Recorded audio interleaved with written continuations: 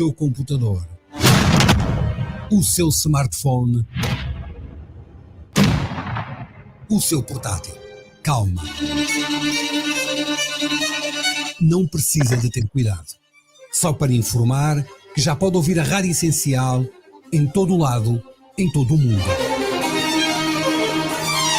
Em www.radioessencial.co.ao. Rádio Essencial, uma rádio de palavra, e a palavra circula na internet.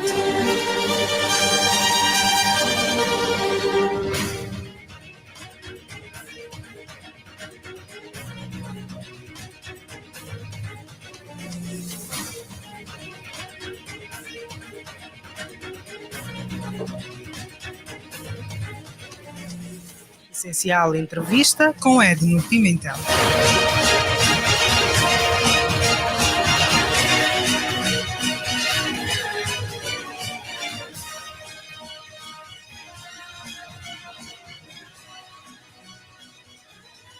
Aos 50 anos de idade, Isabel dos Santos é engenheira e empresária angolana com atividades ligadas a vários setores, desde as telecomunicações, a banca, a energia e o retalho. Em 2011, entrou para a lista dos mais ricos do mundo e uma das mulheres mais ricas em África. É uma mulher que não precisa de grandes apresentações. Os ouvintes da Rádio Essencial sabem que este é o Essencial Entrevista e que pode ser acompanhada no YouTube e também na página do Facebook da Rádio Essencial ou na 96.1 FM. Muito boa tarde, engenheira Isabel dos Santos, e muito obrigado por ter aceitado o nosso convite. Boa tarde, Edno Pimentel, e queria também desejar uma boa tarde a todos os ouvintes da Rádio Essencial e agradecer este convite, que para mim é uma honra estar aqui com vocês. Faz muito tempo que eu não falo com Angola, faz muito tempo que não tenho esta ocasião, e então uma boa tarde a Luanda e boa tarde a Angola. Pois bem, nós é que agradecemos. Vamos começar já com o que é novidade neste momento. O Ministério Público angolano já deduziu o despacho da acusação contra Isabel dos Santos, que é acusada de 11 crimes no processo que envolve a sua gestão na Sonangol, isso entre 2016 e 2017.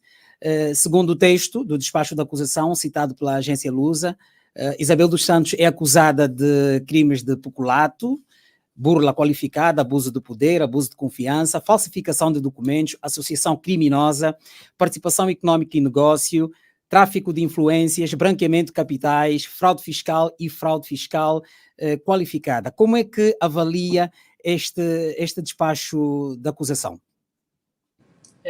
Bom, primeiro, por agradecer a oportunidade, porque realmente acho que é necessário alguns esclarecimentos. Imagino que há dúvidas e há mesmo muita curiosidade em relação a este assunto e, sobretudo, o porquê e agora é que vem o Poder Executivo e a PGR, não é? O Procurador-Geral da República, fazer uma acusação quase que 5 anos mais tarde, porque eu saí da gestão da Sonangol em 2017. Porque é que vem agora, neste momento, 5 anos mais tarde, fazer uma acusação sobre a gestão danosa da Sonangol? Então, primeiro, para esclarecer um bocadinho, porque, como disse, há pessoas que me conhecem, é verdade, mas também há muitos ouvintes que apenas só ouviram falar de mim e que não me conhecem, e, sobretudo, não conhecem o meu passado e não conhecem a minha experiência profissional. Portanto, eu sou engenheira de formação, comecei a trabalhar muito jovem, muito cedo, enverguei para o setor privado, onde eu comecei a criar as minhas empresas, ainda nos anos 90. Algumas das minhas empresas conseguiram ter algum sucesso e tornaram-se empresas conhecidas em Angola, como a Unitel, como a ZAP, como o Candando, como o Banco Bico, por exemplo, onde empregamos muitos jovens e prezamos sempre pela formação destas pessoas. E em função disso, desta experiência empresarial de mais de 2 décadas, de mais de 20 anos que eu levava comigo, que em 2015 eu fui convidada pelo Ministério das Finanças, mais concretamente pelo Dr. Armando Manuel, a preparar uma estratégia e uma visão sobre o setor petrolífero, ou seja, como é que o setor dos petróleos em Angola podia se tornar mais eficaz e, sobretudo, como é que a Sonangol podia ser mais rentável. Essa altura, 2015, era um ano muito complicado. o preço do petróleo tinha baixado muito, havia muitas dificuldades financeiras. Foi a primeira vez que a Sonangol não conseguiu dar dinheiro ao Estado, porque normalmente, para os ouvintes que conhecem ainda relativamente pouco este tema, a Sonangol é a concessionária do petróleo, ou seja, ela trabalha, vende o petróleo, explora o petróleo e dá o dinheiro ao Estado. Então, pela primeira vez, em 2015, a Sonangol não conseguiu dar, durante alguns meses, o dinheiro ao Ministério das Finanças e ao Estado. E perante essa situação preocupante, o Ministério das Finanças, na altura, pediu-me a mim, na qualidade de uma empresária privada, e com conhecimento vasto no ramo dos negócios, se eu poderia fazer uma análise do que é que poderia ser melhorado. E é assim que eu sou convidada a ser consultora do Comitê de Avaliação do Setor dos Petróleos e da Comissão. Ou seja, eu sou convidada, tanto na qualidade de engenheira Isabel dos Santos, e a minha empresa, que é uma empresa de consultoria, é contratada para este efeito. Então, o Estado angolano tomou a decisão de me contratar, a mim, a engenheira Isabel dos Santos, e a minha empresa em conjuntamente. Portanto, esta decisão de ser contratada não é tomada por mim, mas sim pelo Estado angolano. Eu começo a trabalhar com esta comissão. Na comissão estava, por exemplo, era presidida, na altura, pelo Dr. Edeltrudes Costa, e o Dr. Edeltrudes Costa ainda está hoje no Executivo, no Governo, portanto, ele era, na altura, o Ministro de Estado e chefe para a Economia, portanto, tinha um papel muito importante. Nessa comissão estava também o Ministro dos Petróleos, estava também o Governador do Banco Nacional. O Ministro dos Petróleos, na altura, era o Botelho Vasconcelos. O governador do banco, se não estou em erro, era o Dr. Moraes. Enfim, estas pessoas trabalharam neste comitê e eu trabalhei como consultora. Portanto, eu sou convidada pelo governo de Angola, pelo executivo, para trabalhar como consultora. Quando terminamos o trabalho, apresentamos um relatório e um projeto de como a Sonangol e o setor petrolífero podia ser melhorado. Neste trabalho que eu não fiz sozinha, portanto, o trabalho foi feito pela minha empresa e também houve a subcontratação, e essa subcontratação foi autorizada pelo Ministério das Finanças em contrato. Esse contrato foi dado ao Tribunal de Contas, o contrato foi auditado pelo Tribunal de Contas e foi aprovado pelo Tribunal de Contas.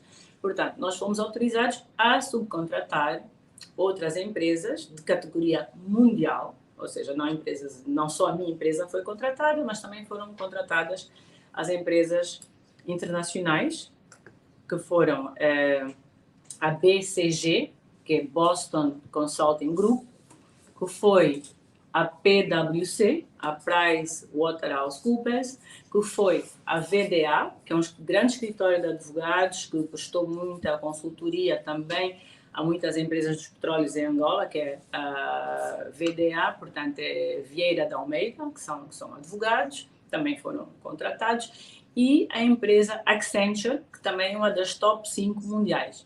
Ou seja, todas essas empresas subcontratadas não eram minhas, e o Estado, o Ministro das Finanças, o Ministro dos Petróleos, o Governador do Banco, o Sr. Presidente da República, sobretudo o Ministro e Chefe de Estado da Casa Civil, Dr. Edeltrudes Costa, tinham conhecimento, uma vez que eu reportava diretamente ao Dr. Edeltrudes Costa. Era com ele com quem eu reportava várias vezes por semana sobre este trabalho de reestruturação da Sonangol. Quando nós entregamos o projeto, este projeto foi adaptado pelo Estado angolano. Portanto, o Estado angolano disse, olha, sim senhora, muito obrigada, vocês fizeram um bom trabalho e nós vamos adaptar as medidas e recomendações que aqui estão. Adaptaram o projeto, foi feito o decreto de lei, foi mudado o sistema de gestão do setor petrolífero e foi aprovada a reestruturação da Sonangol. Ao mesmo tempo... Como um trabalho que foi feito por si. Correto, pelo trabalho que foi feito por mim, em função do modelo que eu e a minha empresa que fomos contratados pelo Estado, ou seja, não fui eu que contratei a minha empresa. Quando hoje a PGR vem dizer, não, a engenheira Isabela contratou a sua empresa em conflito. Não, senhora, a minha empresa não foi contratada por mim. A minha empresa foi contratada pelo Comitê de Avaliação, que era presidido pelo Dr. Iltrudes Costa, que compunha o ministro Botelho Vasconcelos dos Petróleos, que compunha o governador do banco. Agora já não lembro se era o Dr. Massano ou se era o Dr. Pedro Moraes, mas e tinha também o Dr. Armando Manuel. Enfim, mais tarde, o Dr. Armando Manuel, ministro das Finanças, foi substituído pelo Dr. Archer Mangueira, que também acompanhou esse processo, com quem eu tive várias reuniões, várias audiências, também fez parte do processo. O que quer dizer, Isabel dos Santos, é que toda a gente que está aqui a citar teve conhecimento ou estava a par do que estava a acontecer no quadro da reestruturação pretendida da Sonangol? Sim, tinha, tanto mais que eu reportava várias vezes, às vezes semanalmente, às vezes quinzenalmente, enviava relatórios, ia também a audiências pessoalmente, muitas vezes eu era convocada, para audiências para essas pessoas pessoalmente, onde eu fazia as apresentações e dava a informação completa do que estava a passar. Portanto, eu depois sou convidada para, como era consultora e o Estado pretendia que as pessoas que tinham feito o projeto, que elas próprias também ajudassem a implementar, porque eles diziam assim, olha, os senhores fizeram o projeto, nós gostamos, mas nós precisamos de ajuda para implementar isto. E como vocês sabem o projeto que desenharam, nós gostaríamos que vocês continuassem e então fossem para a Sonangol e implementassem esse projeto. É assim que eu sou convidada para ser presidente do Conselho de Administração da Sonangol.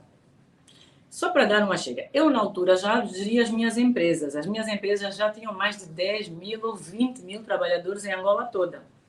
Até se calhar mais empregos indiretos do que eu estou a dizer. Mas esse estudo a que se refere, que começou em 2015, quase que os angolanos não sabiam, ninguém tinha conhecimento. O que se viu é que em 2018, 2017, 18, Isabel dos Santos é convidada a ir então dirigir por algum período a Sonangol no quadro de uma reestruturação. Sim, é por isso que eu estou hoje a falar desse período que ocorreu em 2015 e 2016, que foi anterior à minha nomeação, para poder explicar às pessoas de como é que eu chego a Sonangol.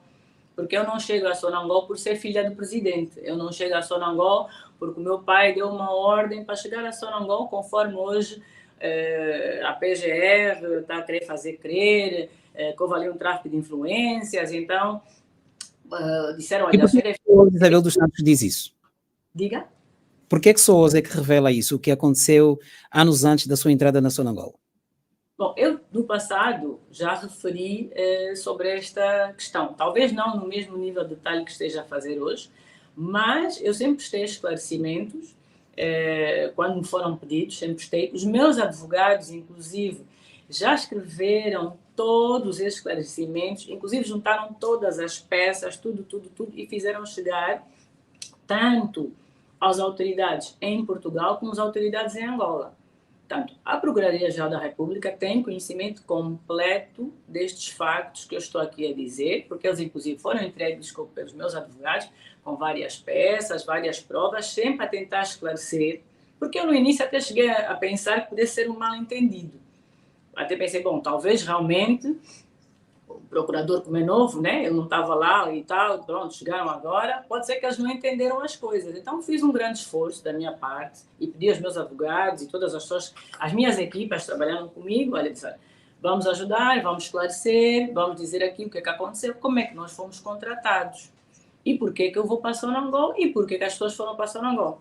Aliás, eu queria dizer mais, uma boa parte dos administradores que foram para Sonangol, muitos eu até nem conhecia, tinham sido recrutados. Como é que foram recrutados? Foram recrutados num processo de seleção por mérito, um processo profissional, porque eles vinham, tínhamos o caso do administrador Edson, que vinha da ESO e já ocupava um cargo muito importante na ESO. Eu praticamente era o braço direito do presidente da ESO em Angola. Tínhamos o caso da administradora Eunice Carvalho, que vinha da Chevron e que já tinha presidido a Chevron no Brasil. Portanto, isto eram angolanos, quadros angolanos de grande valor. que foram identificados, que estavam a trabalhar em empresas estrangeiras, petrolíferas estrangeiras, e foram convidados para virem integrar, conjuntamente comigo, o Conselho de Administração da Sonangol. Mas quem faz este convite também não sou eu. Quem convida estas pessoas é o Dr. Adeltrudes Costa, na qualidade de presidente do Comitê de Avaliação do Setor Petrolífero. Quem é que convidou diretamente Isabel dos Santos a gerir a Sonangol naquele período? Foi o Dr. Adeltrudes Costa e o Dr. Armando Manuel, que inclusive foram eles que foram sugerir à Sua Excelência, o Presidente da República na altura, o engenheiro José Eduardo Santos, que em função do trabalho que tinham acompanhado, porque eles trabalharam e viram a minha competência e viram o trabalho e a dedicação que eu mostrei em relação ao projeto, que eles é que sugeriram que eu fosse indicada para o cargo. Porque o senhor Presidente da República, naquela altura, o senhor engenheiro José Eduardo Santos, por ser meu pai, ele tinha algum receio e não pretendia necessariamente nomear-me, exatamente porque não queria disputar que amanhã pudessem vir dizer isto foi uma situação de nepotismo, o senhor quis favorecer a filha, portanto, ele não era a intenção dele. E não passou isso também pela sua cabeça, Isabel dos Santos, que por ser uma situação que poderia configurar nepotismo e recusar esta oferta?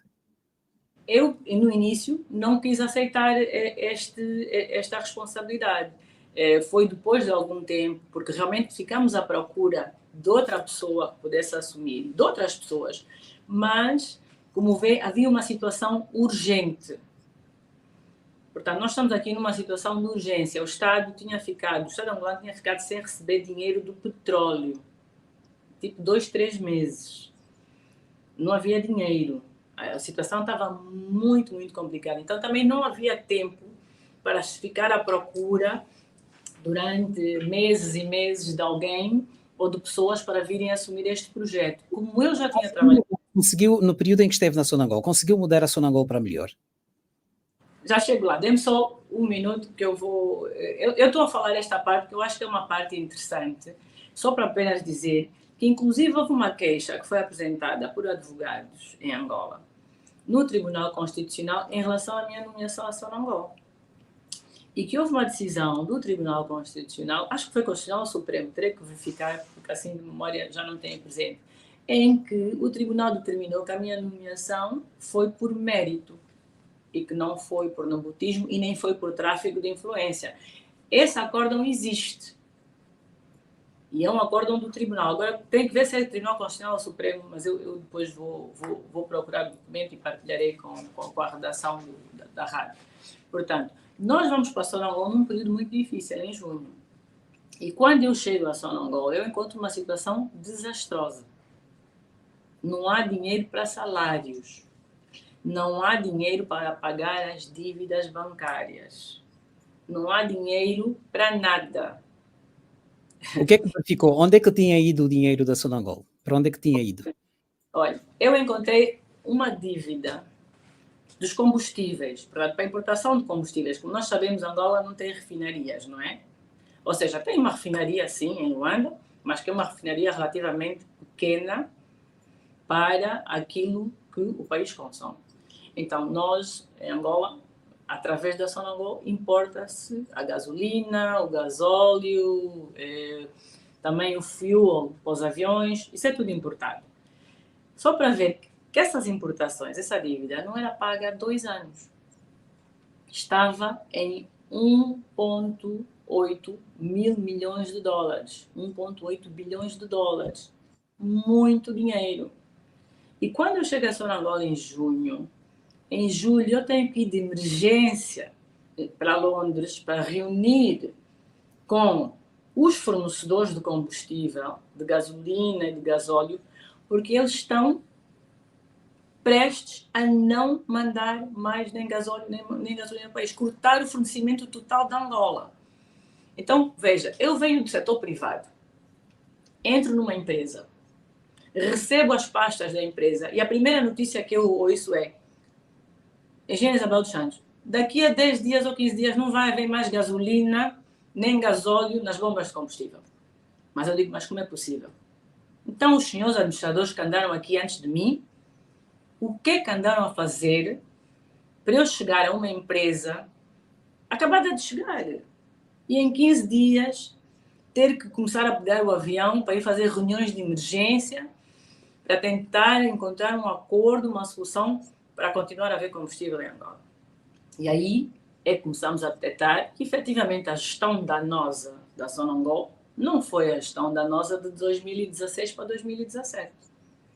A gestão danosa da Sonangol já vinha de antes. Quem é que estava à frente? Recorda-se quem estava à frente, quem antecedeu, quem Isabel dos Santos antecedeu? Sucedeu, no caso. Nós tivemos um longo período que quem geriu a Sonangol por mais tempo na história da Sonangol foi o engenheiro Manuel Vicente. O engenheiro Manuel Vicente, se não estou em erro, geriu a Sonangol desde 1990 e qualquer coisa até 2012. Porque depois de 2012 ele vai para vice-presidente do MPLA. Mas antes do engenheiro Manuel Vicente ir para vice-presidente do MPLA, ele teve na Sonangol mais de 10 anos. Acredito que até quase 15. Praticamente ele é, acho que é desde 99. Ele é que geriu a Sonangol. Ele e os administradores que ele indicou. Portanto, ele geriu a Sonangol desde 1999. 99, estamos a falar ainda antes da guerra. Ainda havia guerra em Angola, 99. Até 2012. Mas exatamente, quem é que Isabel dos Santos foi substituir? Depois, a seguir dele, de 2012 até 2014, veio o doutor Francisco Lemos, José Maria Francisco Lemos. Exatamente. O doutor José Maria Francisco Lemos, na altura, em 2015, fez uma declaração, inclusive apresentou um relatório público, a dizer que a Sonangol estava ou falida ou quase a falir. Estava em situação de pré-falência. Foi a frase que ele usou. Situação de pré-falência. Olha como devem imaginar. Um gestor público faz uma declaração dessas. Como é que acha que o governo e o titular do Poder Executivo, o presidente, reagem? Claro que vão reagir com preocupação. Como é que é possível uma Sonangol, uma empresa de petróleo, Angola estava a produzir 2 milhões de barris, quase. Era o maior produtor da África. Isso foi um choque, isso foi uma surpresa para o presidente José Eduardo dos Santos. E ele, na altura, chamou e questionou o doutor Francisco Lemos sobre a situação da Sonangol. Por que a Sonangol estava nesse estado? E pediu as contas. E não lhe foram dadas as contas. As contas foram omitidas e a informação foi omitida. Portanto, o Estado angolano, perante uma situação dessas, apanhado de surpresa, de uma empresa que, afinal, em vez de ser rentável, é um grande buraco, teve que tomar medidas urgentes.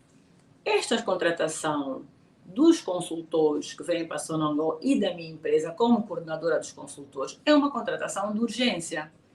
Quando agora o general Pitagros, que é PGR, não é? Que é o Procurador-Geral da República, sim, vem dizer que não houve concurso público. Não houve concurso público. E, na altura, o Estado não promoveu um concurso público para realizar essa contratação por causa da questão de urgência. E isso consta no contrato.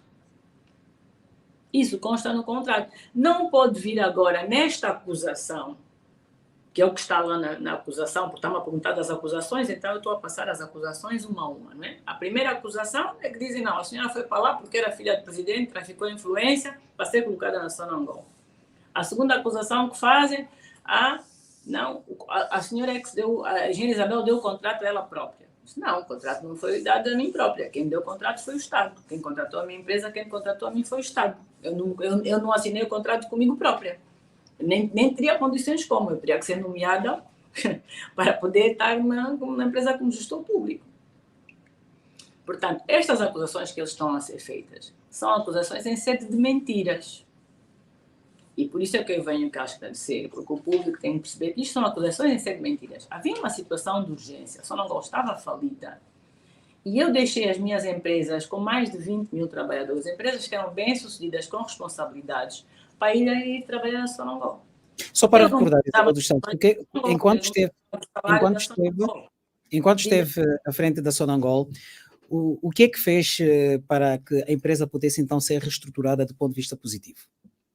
Bom, quando nós chegamos a Sonangol, porque é-nos pedido pelo Dr. Ediltrudes Costa, em pessoa, pediu-me a mim e aos restantes consultores também estavam presentes, na qualidade de presidente do Comitê de Avaliação e na qualidade de pessoa responsável para seguir a reestruturação da Sonangol. Foi-nos solicitado para dar continuidade do projeto de reestruturação. Tanto mais que no decreto de nomeação diz lá, no decreto de nomeação do Conselho de Administração da Sonangol, diz lá que a nossa responsabilidade é fazer o projeto de reestruturação. Ora, esse projeto de reestruturação estava a ser feito com o apoio dessas consultoras internacionais, que é a Boston Consulting Group, a empresa de advogados Vieira de Almeida, a empresa McKinsey, que também estava, que é uma empresa muito grande, mundialmente reconhecida, a empresa Accenture. Essas empresas não trabalham só em Angola. Portanto, o Procurador-Geral Pitagros diz: essas empresas são ligadas à engenheira Isabel dos Santos. Bom, essas empresas não são ligadas a mim.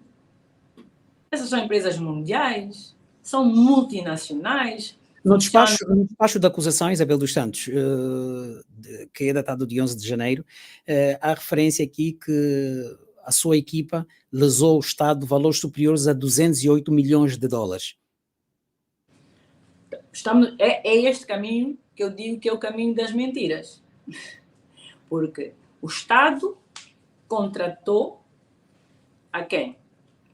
Ao Conselho de Administração da Sonangol. O Conselho de Administração da Sonangol foi contratado com a missão de reestruturar a Sonangol e cumpriu esse dever. Nós, quando chegamos, começamos a fazer o trabalho de reestruturação da Sonangol. O que é que esse trabalho implicava? Implicava ver porque a Sonangol estava a perder dinheiro. E estava a perder dinheiro aonde? E transformar o resultado negativo da Sonangol em resultado positivo. Tanto mais que quando eu saio em 2017, a Sonangol já está a dar lucro. A Sonangol em 2015 não dá lucro, está mal. Em 2016 não dá lucro. Quando eu saio em 2017, porque eu fui demitida pelo presidente João Lourenço em 16 de novembro de 2017, um mês e meio depois, a 31 de dezembro, a empresa declara lucros. Ou seja, são lucros que foram feitos durante o meu mandato. Nós fizemos coisas muito positivas na Sonangol. E esses números que aparecem no despacho de acusação, o que é que lhe dizem? Esses 208 milhões de dólares, o que é que lhe dizem? Uma das acusações feitas pelo Estado angolano, ou pela Procuradoria-Geral da República, é que 131 milhões que foram pagos aos consultores, não foram pagos aos consultores e foram para a engenheira Isabel dos Santos. Ora, isso é mentira. Também alegam que não houve consultores na Sonangol e que os consultores não prestaram serviços. Isso também é uma mentira. E eu acho que essas mentiras têm que acabar. Porque eu acho que já está na hora do Executivo angolano e o próprio Procurador da República, o Procurador-Geral da República, terem responsabilidade sobre as coisas que falam. Porque é irresponsável estar a gerir um país em cima de mentiras fabricadas. Isabel dos Santos tem como provar que o que se diz neste despacho, no que se refere a estes valores, constitui mentira? Tem como provar isto?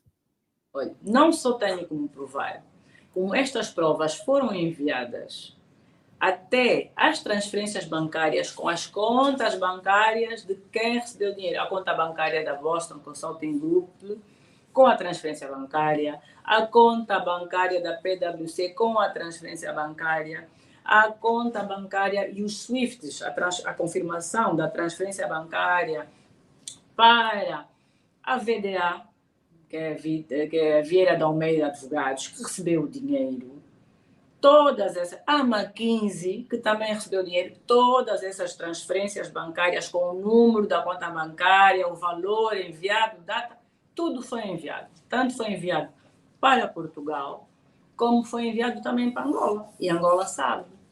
E mais, em Portugal, o juiz de instrução que estava a verificar este caso e que estava a fazer esse inquérito, quando ele viu essas transferências bancárias, bem como foram enviadas todos os documentos de todas as reuniões e dos trabalhos feitos pelos consultores. Também foram enviados. Quando ele viu, a decisão do juiz em Portugal foi que os serviços dos consultores foram sim emprestados à Sonangol, que a Sonangol recebeu esses serviços e que esses consultores receberam os 131 milhões de dólares.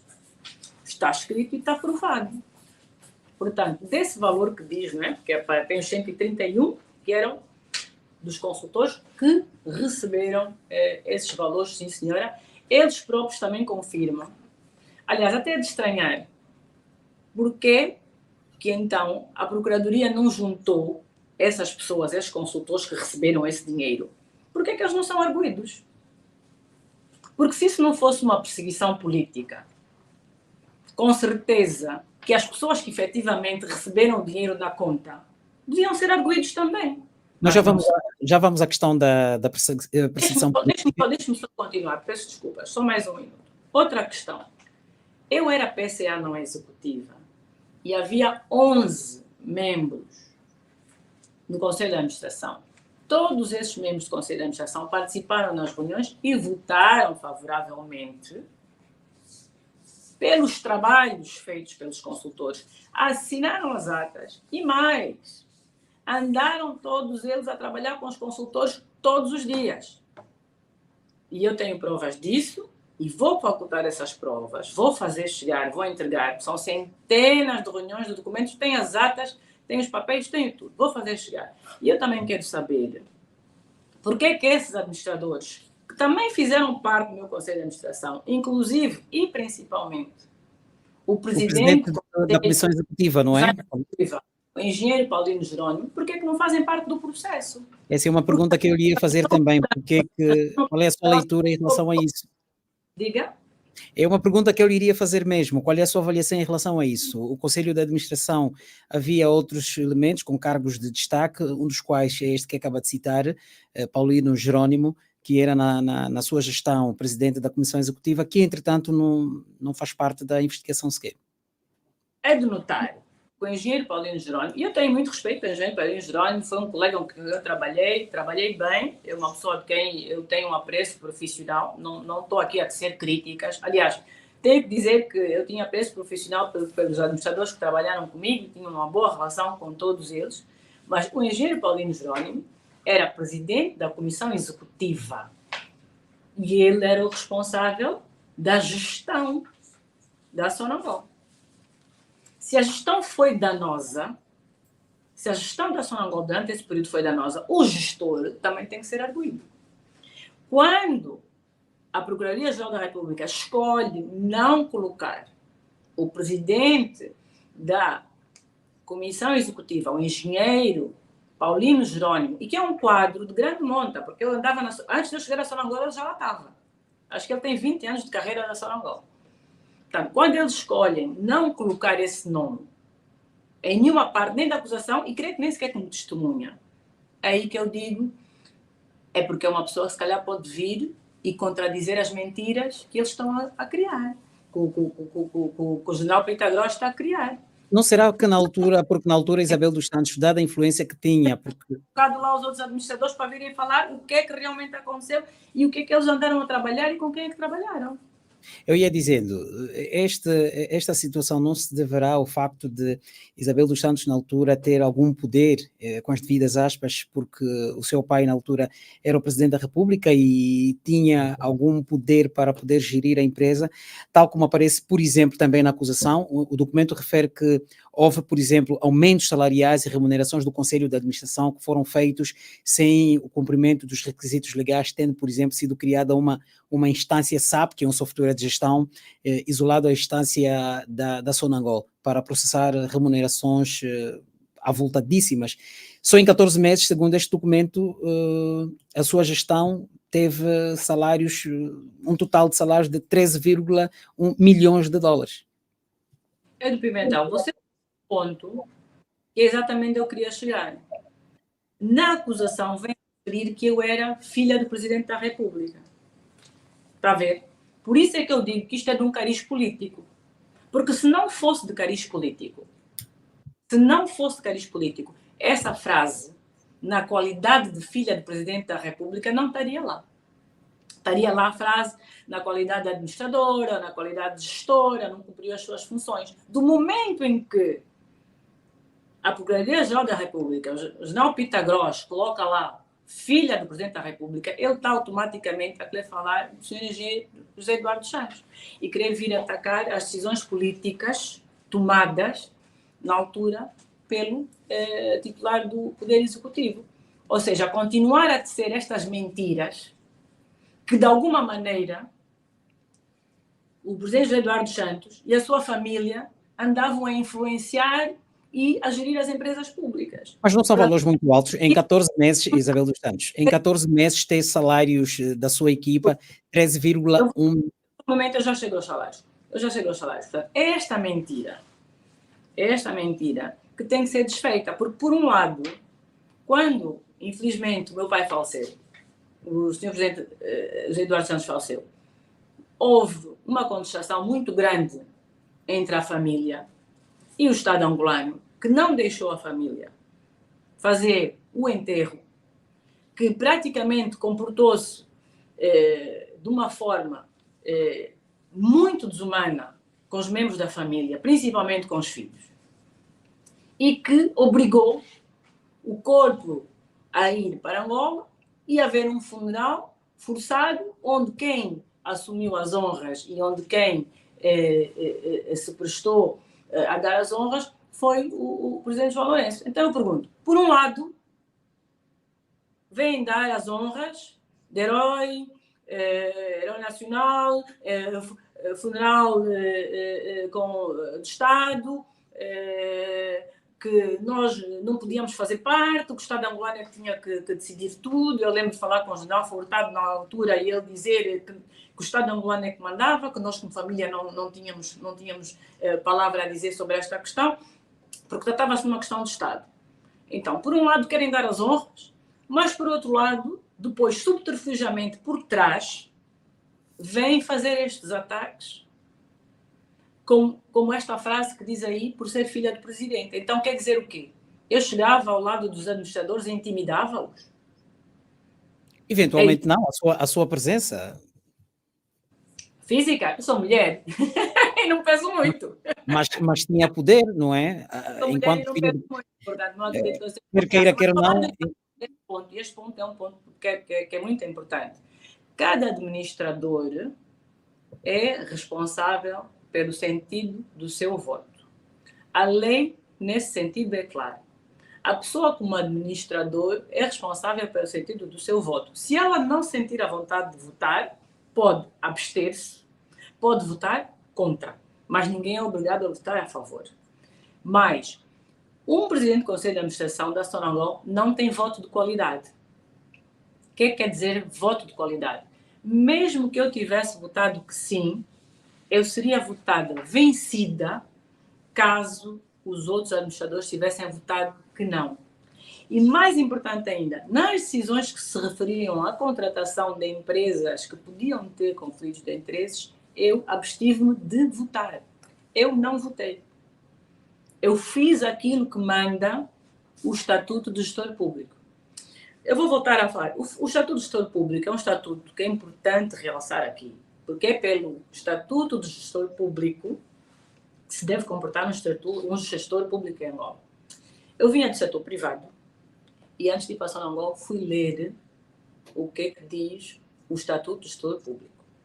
E no Estatuto do Gestor Público diz que as empresas que pertencem a um gestor público não estão impedidas de prestar serviços ao setor público ou aonde esse gestor público funciona. Mas o facto, na altura de ser administradora, isso não criava algum conflito de interesse, Isabel dos Santos?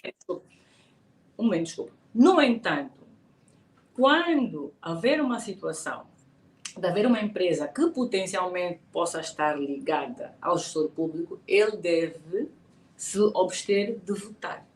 E foi o que eu fiz. Ou seja, eu cumpri o regulamento do gestor público e agi conforme manda a lei. Eu não agi fora da lei. Isso é uma acusação que também está a ser feita pela Procuradoria-Geral da República e é também um ponto falso. porque eles dizem que eu, neste ponto, não agi conforme a lei, e isto está errado. Voltando à sua questão, diga, desculpe. Dos 13, sem qualquer problema, dos 13 milhões de dólares em salários durante 14 meses. Qual é a explicação? Também... Em relação ao salário, eu realmente li essa acusação dos salários, e a coisa que eu achei extraordinária é que eles dizem que houve pessoas que oferiram salários de 165 meses, ou 165 meses é salário de 12 anos. Na acusação está escrito que houve pessoas na Sonangol, colaboradores da Sonangol, que tiveram salários, pagamento de salário de 10 anos, 145 meses, 145, né? Um ano tem 12 meses, portanto 145, estamos a falar... Novamente, sim, um pouco mais de 10 anos. Diga? Sim, um bocadinho mais de 10 anos. Exatamente. Até estão a dizer que houve colaboradores que foram pagos 10 anos adiantado. Não. Isso não é verdade. Eu, pessoalmente, recebi 17 meses de salário. Eu, pessoalmente, qual era o seu salário na altura, Isabel dos Santos? O meu salário na altura é pago em kwanzas. O equivalente em dólares. Diga, vou dizer os salários. O meu salário na altura era pago em kwanzas. E é salário bruto, portanto, eu vou dizer o número bruto, mas depois tem que se tirar os impostos. O salário bruto, no meu caso, eram cerca de 50 mil dólares. No caso do engenheiro Paulino, portanto, Jerónimo Paulino, que era o PCE, eram cerca de 41 ou 42 mil dólares. Aliás, é isso que vem expresso no documento. Sim, correto. O salário está correto. E, no caso dos outros diretores, eram cerca de 30 mil dólares. Este aumento salarial não foi só para mim, como na qualidade de PCA. Esse aumento salarial foi para toda a direção e toda a empresa. E foi uma orientação de quem para aumentar o salário a este nível? Quando o Estado tomou a decisão de recrutar um novo Conselho de Administração da Sonangol e quis que os membros que estivessem nesse Conselho viessem também do setor privado, tomou a decisão que nós poderíamos igualar a tabela salarial para estes quadros, para ser igual à praticada no setor petrolífero em Angola. Então, houve um estudo que foi feito para ver quais eram os salários que estavam a ser praticados nas empresas petrolíferas. O salário mais a componente de benefício, porque muitas dessas empresas petrolíferas têm o salário, mas depois eles também pagam aluguer da casa, escola, etc. Portanto, foi feito um estudo para ver qual era o nível salarial nestas empresas petrolíferas que trabalhavam em Angola. E porquê? Porque a orientação do Estado, do Edeltrudes Costa e da Comissão, na altura foi engenheiro Isabel dos Santos e senhores consultores da Boston, nesse caso era o Dr. Alexandre Gurito, também havia da parte da VDA o Dr. Paulo Trindade Costa, que também estava, e mais alguns nomes que eu me vou recordar. Foi o seguinte: vejam no mercado o que é que está a ser pago, porque nós queremos ser uma empresa competitiva e atrair os melhores quadros angolanos que hoje trabalham para empresas estrangeiras, para virem com o seu talento construir e melhorar a Sonangol. E como sabe, eu nas minhas empresas sempre tive a reputação de dar salários e condições salariais boas para os angolanos. Porque eu não acredito nessa discriminação, que o angolano tem que ganhar mais ou menos. Deixa-me que eu pergunto, Isabel dos Santos, desculpe interrompê-la, foi chamada para gerir a Sonangol naquela fase porque havia uma espécie de uma falência quase da maior petrolífera angolana. Não era possível, dado o contexto em que se encontrava o país, manter salários mais razoáveis, olhando para aquilo que era a situação socioeconómica do país? Não era possível? Bom, na minha opinião, os salários eram razoáveis. E eu vou explicar porquê. Quando eu chego a Sonangol, o PCA Francisco Lemos e o PCA antes de mim, Engenheiro Manuel Vicente, uma viagem deles a Portugal eram 4 meses do meu salário. Por quê? 200 mil dólares. 200 mil dólares, porque eles andavam de jato privado. Os jatos privados da Soner, que estavam ali estacionados no aeroporto, né? Todo mundo via, aquele era Falcon. Falcon dos últimos Falcon. Cada Falcon daqueles, Falcon 900, não estou em erro, 9X, uma coisa assim, não sei muito bem essas matrículas, mas custavam 60, 70, 80 milhões de dólares. E aquele avião só era usado pelo engenheiro Manuel Vicente. O engenheiro Manuel Vicente não andava nem na TAP, nem na TAG, nem na Air France, nem na South African Airways, não. O engenheiro Manuel Vicente só andava de jato privado. Todas as viagens que ele fazia de jato privado. Uma viagem do engenheiro Manuel Vicente. Eram 4 meses do meu salário. Portanto, quando me dizem, mas a senhora veio oferecer um salário muito alto, etc, etc. Não. Primeiro, houve um reajustamento salarial. Porque nós tínhamos que ser competitivos e tínhamos que conseguir atrair diretores. Porque não foi só os administradores que tiveram o aumento salarial. Diretores também. Diretores, quadros angolanos que estavam no Canadá, em França, nos Estados Unidos, que estavam a trabalhar noutras petrolíferas, para deixarem aqueles empregos e virem trabalhar para a Sonangol. Nós estávamos a tornar-nos uma empresa competitiva. Portanto, efetivamente, os salários foram aumentados, mas foram aumentados de forma razoável. Não foi um aumento irrazoável. Foram aumentados de forma razoável, mas foram poupados custos. Porque o tempo que eu lá estive, eu não usei os jatos da Sonangol. Eu não viajava de jato privado. Eu não viajava de jato privado. E mais, eu estava grávida, tinha um filho e não viajava de jato privado. Apesar da minha... Eu vou insistir nessa pergunta. Não era possível manter salários mais parcimoniosos, Isabel dos Santos? Como? Não era possível, na altura, manter alguns salários mais parcimoniosos, apesar de olhar para o mercado das empresas petrolíferas na altura e verificar que o teto salarial rondava ali os 50 mil dólares. No seu caso, enquanto uma empresa pública, gestora de uma empresa pública, não era possível garantir salários mais módicos, até em nome mesmo da solidariedade e de garantir alguma liquidez a Sonangol, alguma estabilidade financeira? Olha, eu vou um bocadinho mais longe. Em Angola, e eu vou dar, por exemplo, o exemplo de algumas empresas angolanas, há salários muito superiores a 50 mil dólares. Se for olhar hoje, como sabe, eu durante muitos anos estive à frente da Unitel. Se for olhar hoje para a Unitel, e os administradores que a Unitel foi apropriada, não é? Portanto, o Estado ficou com a Unitel, não pagou nada aos acionistas privados. O presidente João Lourenço chegou um dia, decidiu que aquilo tinha que ser do Estado, assinou um decreto, pumbas. Acabou, agora isto é do Estado. E nomeou, e há lá administradores nomeados. A Sonangol nomeou um administrador para lá, que é o engenheiro Miguel Geraldes. Ele ganha mais de $1 milhão por ano. Mais de 100 mil dólares por mês. Mais de 100 mil dólares por mês. Nomeado pela PT Ventures, que é a empresa 100% detida pela Sonangol. Portanto, há salários muito maiores do que esse em Angola. Quando hoje vem dizer não podia ser mais parcimonioso, eu não fui para a Sonangol por uma questão de salários. Mas, como devem imaginar, existe uma grelha salarial. Portanto, de forma que os diretores possam ganhar mais, tudo é em ordem crescente. O salário do diretor aumenta, o salário do diretor aumenta, o do PC aumenta e do PC aumenta um bocado. Todos os salários foram aumentados um bocado.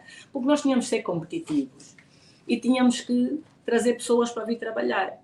É tudo muito bonito dizer que nós íamos conseguir de bons diretores que estavam no Canadá para saírem do Canadá e virem para Angola trabalhar. Mas nós sabemos que isso não é a realidade dos factos. As pessoas, quando querem, estão a trabalhar e têm um bom emprego, para largar o emprego que têm para vir para uma outra empresa, trazem o seu antigo contrato de trabalho.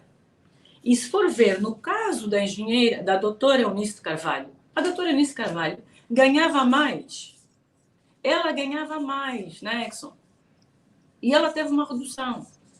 O doutor Edson igual, o engenheiro Edson igual. Ou seja, efetivamente, eles até aceitaram uma redução para vir para trabalhar para a Sonangol. Vamos continuar, Isabel dos Santos, a questão do salário parece que já está resolvida, já respondeu.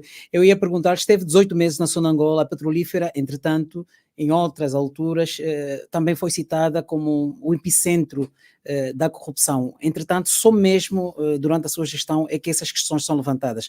Quando isso surge, qual é a avaliação que faz? Porque é que só nesta altura é que são levantadas questões ligadas à corrupção e até levadas à investigação e ao tribunal?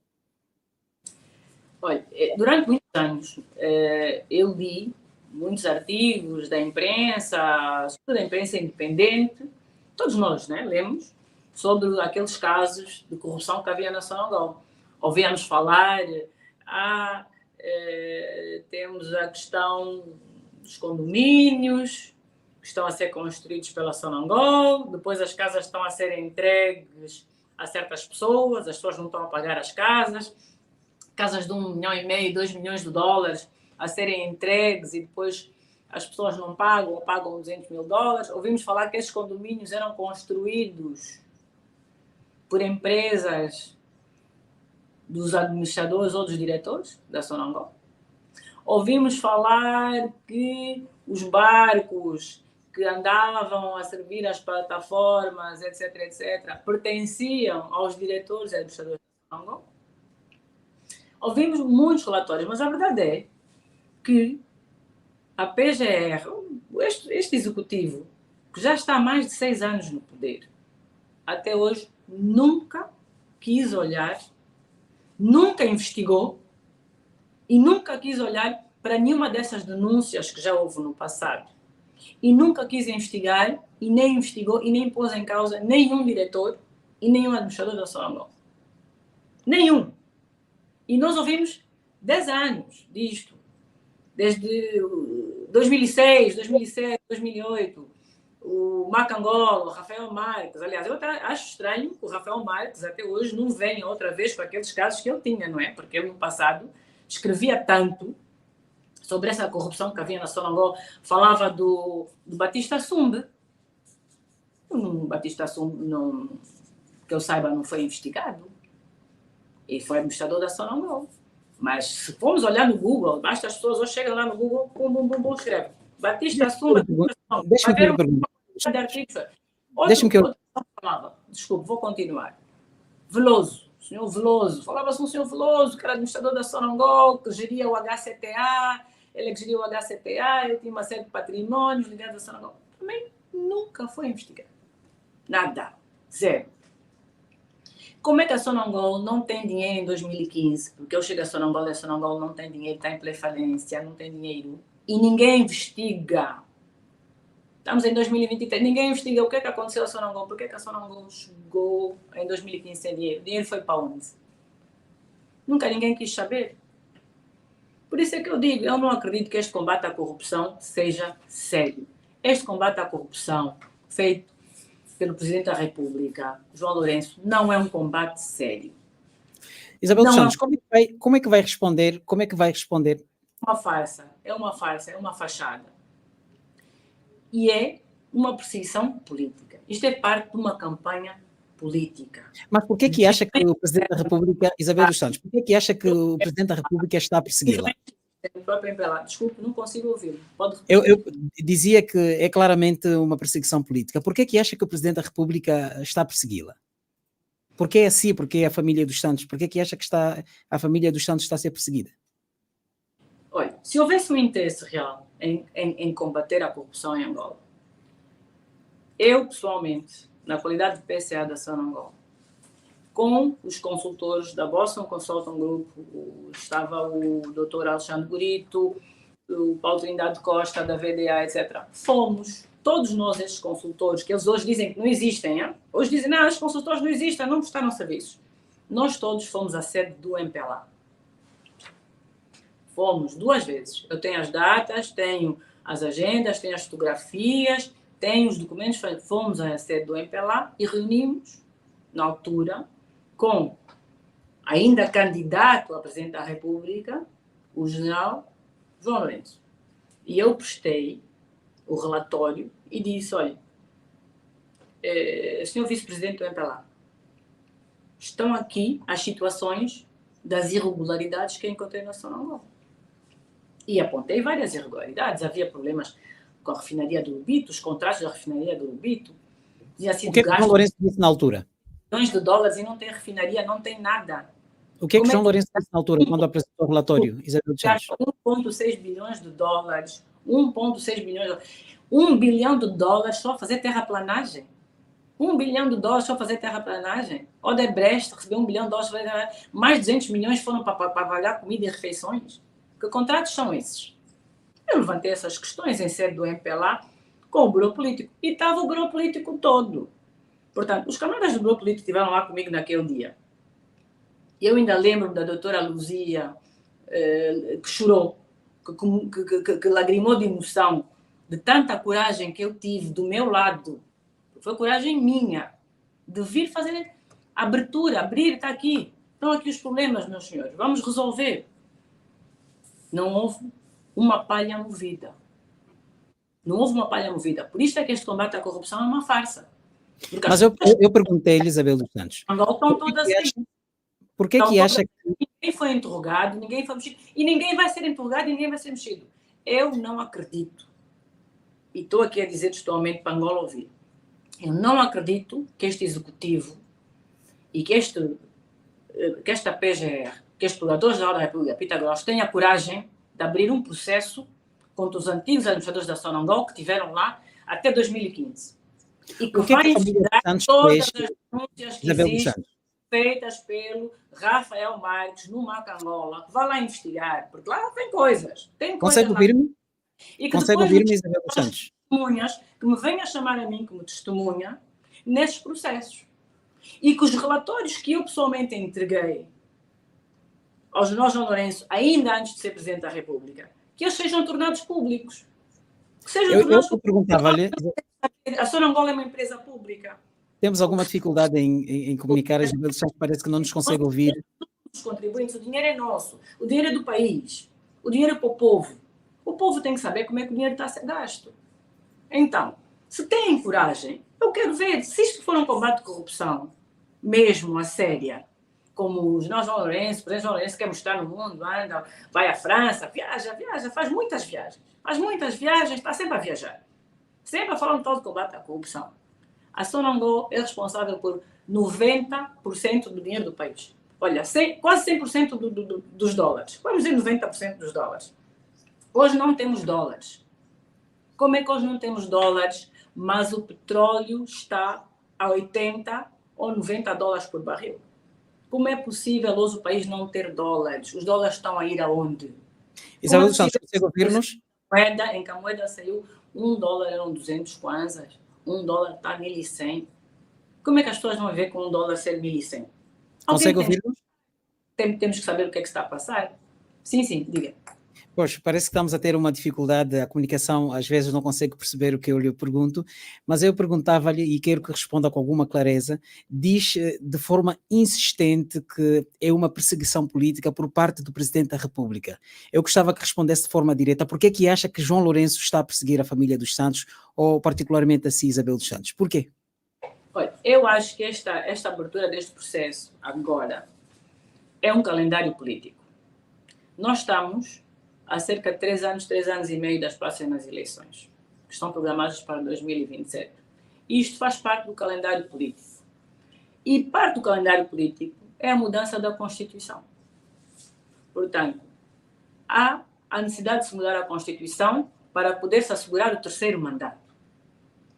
Esta acusação, esta manobra de diversão, este semblante que querem fazer, que estão a combater a corrupção, porque não estão a combater corrupção nenhuma. Eu, na altura em que estive na Sonangol, eu não beneficiei do erário público. As minhas empresas, eu já as tinha antes de ir para a Sonangol. As minhas empresas não foram criadas com dinheiro da Sonangol. Eu trabalho desde 1996. Eu fui para a Sonangol em 2016. Quando eu cheguei a Sonangol, eu já tinha as empresas feitas. Já tinha mais de 20 mil trabalhadores. Já pagava muitos impostos. Já dava formação a mais de 2 mil jovens por ano. Portanto, não me vem agora dizer a Gina Isabel dos Santos chegou a Sonangol em 2016 e o dinheiro que ela ganhou lá foi para fazer as empresas. Mas eu não percebi a relação, Isabel dos Santos, eu não percebi a relação que fez. Não percebi a relação que fez entre a perseguição a que se refere e a agenda de política eleitoral para 2026. Qual é a ligação que faz? Isabel dos Santos pretende concorrer às eleições em 2026 e está a ser levantada agora a questão da corrupção para poderem impedi-la de concorrer? É isso? Eu acho que nós temos aqui dois temas. Primeiro, não há dúvida que o presidente João Lourenço quer um terceiro mandato e que vai fazer tudo para o terceiro mandato. E que parte desta acusação de crimes que ele faz agora é para lhe dar votos de popularidade, né? Porque ele acredita que este combate à corrupção deve lhe dar votos de popularidade. Então, ele está a fazer isto para conseguir o terceiro mandato, como parte da agenda de conseguir o terceiro mandato, para conseguir fazer a mudança da Constituição e concorrer em 2017. E claramente que não há dúvida, também quer tirar do caminho qualquer pessoa que não tenha a mesma opinião política do que ele, e eu já partilhei no passado que eu não tenho as mesmas opiniões políticas que o presidente João Lourenço, isso não é segredo. Eu venho do setor empresarial, eu acredito na economia, eu acredito na Isabel dos Santos pretende concorrer à presidência da República de Angola? A mesma visão. Eu não acredito que o Estado tem que ser dono de tudo. Eu não acredito que o Estado tem que ser dono da imprensa. Eu acredito na liberdade da imprensa, acredito na imprensa privada. Isabel dos Santos pretende concorrer às eleições?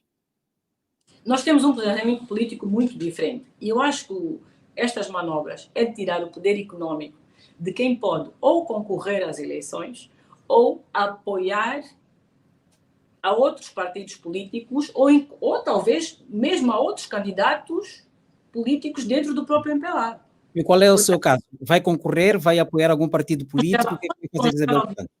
Pessoal, quando se congela o dinheiro e os ativos de uma pessoa, antes da pessoa ser condenada, seja o que for, porque eu nunca fui, até hoje nunca fui condenada a nada. Mas já tenho os meus bens todos congelados. Congelados quer dizer o quê? Que eu não consigo mexer nas minhas contas bancárias. Olha, nem consigo mexer na conta bancária para pagar os estudos dos meus filhos. Nem os estudos dos meus filhos sou autorizada a pagar. Nem saúde, nem renda de casa. Portanto, só para ver a medida agressiva que é tomada pelo Estado angolano, que ordena o Procurador-Geral da República, Pita Gross, contra pessoas inocentes. Portanto, isto são medidas de muita agressividade. E ninguém faz isso contra um cidadão comum que não represente nada. Permita, Isabel dos Santos, permita que eu faça. Faz isso a quem se quer intimidar. Então pergunta-se, por que é que estão a fazer isto com esta pessoa? Por que é que estão a fazer estas medidas contra mim? Pois, eu ia perguntar ao contrário. Agora coloco-lhe a pergunta assim ao contrário. Por que é que estão a fazer estas medidas de congelamento dos meus ativos? Retiraram a gestão das minhas empresas. E desde que retiraram a gestão das minhas empresas, elas estão a ser melhor geridas? Estão a contratar mais? Estão a crescer? Não. Estão com muitas dificuldades. Infelizmente, contra a minha vontade, tivemos que deixar ir alguns trabalhadores, temos lutado para reter a força de trabalho, mas está difícil. Temos tido muitos problemas em continuar a nossa atividade econômica. Permita então, que eu faça essa pergunta, Isabel dos Santos. Faz isso alguém, se essa pessoa não representa nada, isso não é perseguição política. Porque não me venham dizer que é em sede de acusações de crime, porque essas acusações só são feitas agora, em 2023. Mas... Eu ia perguntar-lhe, Isabel dos Santos, eu peço desculpas, a comunicação... 4 anos. A comunicação parece que não está muito boa, Isabel dos Santos não consegue ouvir-nos com a urgência que nós pretendemos. Eu ia perguntar-lhe, caso queira apoiar ou então concorrer às eleições, teria antes de responder essas acusações que vêm expressas no documento que foi recentemente divulgado. Como é que vai responder a essas acusações? Vem em Angola? Vai delegar alguém? Como é que vai responder? Bom, estas acusações, eu sou representada em Angola pelo meu advogado, pelo escritório de advogados do Dr. Sérgio Raimundo, que é uma pessoa que representa, por quem eu tenho muita consideração profissional, um excelente profissional com muito conhecimento da lei angolana, que me representa. E é lá onde eu fui notificada. O que isso quer dizer? Quando a notificação da acusação pública, porque ainda estamos na fase da acusação pública, foi entregue aos meus advogados, eu estou automaticamente notificada. E tenho o direito, e espero que esse direito não me seja negado, portanto, estou aqui quase a pôr isto em público, tenho o direito de, efetivamente, num prazo de 10 dias, remeter do meu lado os meus esclarecimentos. Portanto, o meu advogado recebeu essa notificação na sexta-feira, dia 12 de janeiro. Nós vamos fazer tudo para remeter dentro do prazo. A última vez que nós remetemos dentro do prazo, foi-nos dito que foi fora do prazo. Mas desta vez, graças a Deus, Luanda e Angola é minha testemunha. Estou aqui a dizer que foi feita a acusação pública no dia 11 e foi entregue a notificação no dia 12 de janeiro. Pelo que eu tirei, por lei, até dia 22 de janeiro para fazer a entrega do documento. Quando farei a entrega do documento, eu farei uma comunicação a dizer que o documento foi entregue. Espero que não me seja negado por questões de prazo, porque eu já vi os meus direitos de defesa a serem negados por questões de prazo, e que eram questões que o prazo até tinha sido cumprido. Mas neste caso, felizmente, espero que assim não seja.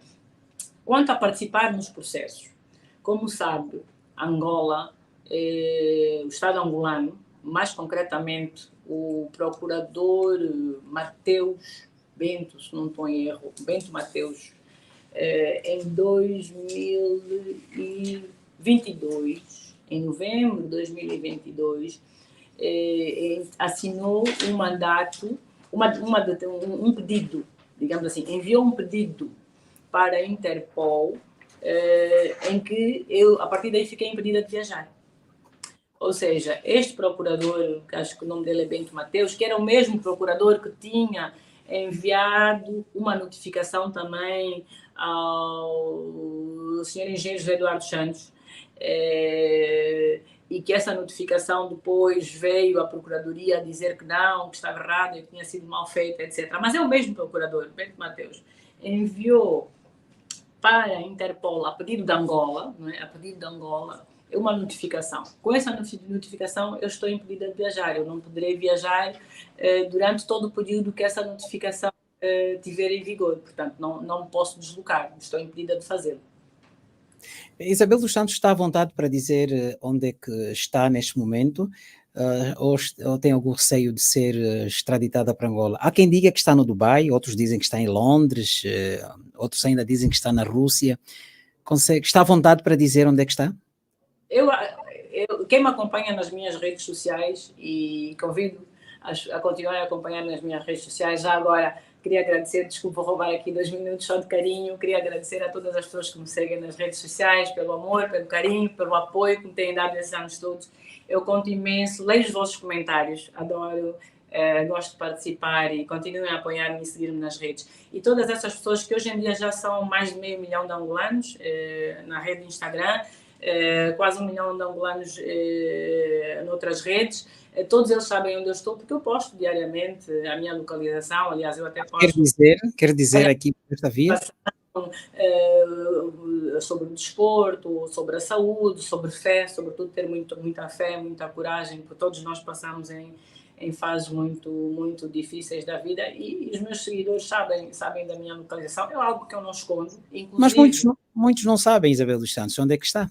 Então, inclusive, nas procurações que foram juntas à Procuradoria-Geral da República, consta o meu endereço e consta a minha localização. Ou seja, junto do próprio processo, não é? Que foi junto à Procuradoria-Geral da República, o meu endereço consta efetivamente de onde eu moro, e desde 2020 que consta, e tem sido atualizado, e as autoridades angolanas e as autoridades portuguesas sabem onde eu estou.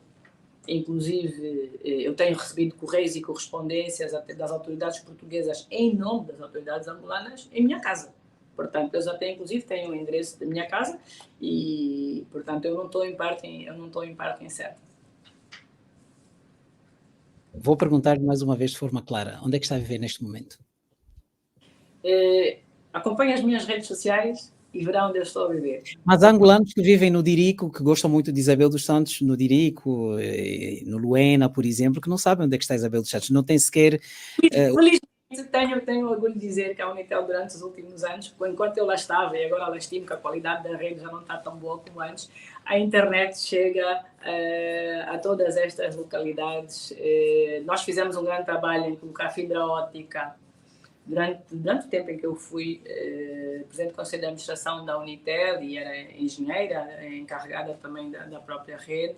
Nós fizemos um trabalho de colocar a rede de fibra óptica que liga Cabinda a Luanda, ao Mochico, ao Cunene, ao Huila, todas as províncias. Então, felizmente, já há internet e eles podem acompanhar e saber mais exatamente onde eu estou. Falemos um bocadinho dos seus investimentos. Há investimentos seus que foram congelados em várias partes do mundo onde os fez. Em Portugal, por exemplo, também tem vários investimentos, alguns dos quais foram nacionalizados. Em Angola, igualmente. Pensa algum dia reclamar esses investimentos, quer em Portugal, quer em Angola? Bom, em relação a Angola, já está em curso um processo de reclamação. Já foi introduzido, acho que são processos longos, todo mundo sabe que estes processos são processos morosos, mas existe. Em Portugal também existe um processo de reclamação e continuei a reclamar, porque é como eu digo, eu acredito no direito à propriedade privada. Um direito fundamental dos direitos humanos é o direito ao trabalho e ao direito à propriedade privada e ao direito do usufruto da sua propriedade. Angola e Portugal assinaram a Convenção das Nações Unidas dos Direitos Humanos. E esse é um direito que está consagrado nessa Convenção dos Direitos Humanos, ou seja, um Estado não pode, pura e simplesmente, chegar a um cidadão e retirar os seus bens sem o compensar de alguma forma. Não é? Portanto, é um direito que está consagrado, inclusive consagrado também na Constituição da República de Angola, e eu pretendo que um dia, quando isso for possível, vir a haver esse direito reconhecido. Foram 25 anos de trabalho a construir uma empresa, foi muito difícil, portanto, e é uma empresa que realmente por qual eu tenho muito carinho, ainda tenho muitos colaboradores que me apoiam e que mandam mensagens, e obrigada pela lealdade que me têm. E o que é que espera que venha acontecer em Portugal? Essa reclamação ou seja, este processo que leva e espera ter sucesso, não é? O que é que espera de Portugal? Acredita que as coisas venham acontecer em seu favor? Bem, em Portugal, a justiça portuguesa, o que tem tomado como decisão e posicionamento é que tudo que a justiça portuguesa está a fazer faz a mando das autoridades angolanas. Ou seja, a justiça portuguesa tem colocado por escrito em todas as decisões que tem tomado, que essas decisões não provêm da justiça portuguesa, mas que são decisões que vêm das autoridades angolanas. Isso quer dizer que o SENRA, ou a PGR, mandam cartas, mandam ordens, mandam instruções para as autoridades portuguesas e elas apenas limitam-se a cumprir. Elas nem sequer vão ver se aquilo que está a ser dito pelo Estado angolano é verdade, se é mentira, se há provas, se não há provas, elas apenas se limitam a cumprir. Está a dizer que a justiça portuguesa está subordinada àquilo que que as autoridades angolanas dizem ou determinam? Sim, correto. E isso é admitido no próprio documento enviado pelo governo português, que foi enviado aos meus advogados, onde eles efetivamente afirmam que todas as decisões, as várias decisões que têm tomado, são a pedido das autoridades angolanas. Portanto, e o que é que espera? No caso dos seus investimentos em Portugal, acredita que com essa interferência, entre aspas, ou intervenção de Angola, poderá ter algum sucesso? Bem, um dos pedidos que as autoridades angolanas fizeram a Portugal foi o segredo de justiça. Portanto, Isabel dos Santos não tinha acesso a nada? Não tenho acesso a nada. Eu não sei do que é que eu sou acusada, eu não conheço os processos, eu não sei o que é que está a ser dito nos processos. Os meus advogados não têm acesso aos processos. A PGR de Angola, o general Pitagros, não deixa, nem a Eduarda Rodrigues, a procuradora Eduarda Rodrigues, também não deixa. Ela escreve mesmo cartas a dizer não entreguem os documentos, está em segredo de justiça, é confidencial. Portanto, eles dão ordens diretas às autoridades portuguesas e as respostas que eu recebo das autoridades portuguesas é que isto está em segredo de justiça e como está em segredo de justiça, você não sabe o que é que está a ser acusada, também não se pode defender e nós estamos a fazer aquilo que Angola está a mandar. E no caso de Angola, o que é que espera? É um caso perdido? Vai valer a pena continuar a lutar para recuperar alguma coisa? Bom, como sabe, os processos cíveis começaram a ocorrer em 2019. Nós estamos em 2023. Até agora não tem havido grandes desenvolvimentos, portanto são processos morosos. Acredito também que os tribunais se calhar devem ter poucos recursos, então talvez por isso é que estejam a demorar. Há um impacto muito negativo nas empresas, não é?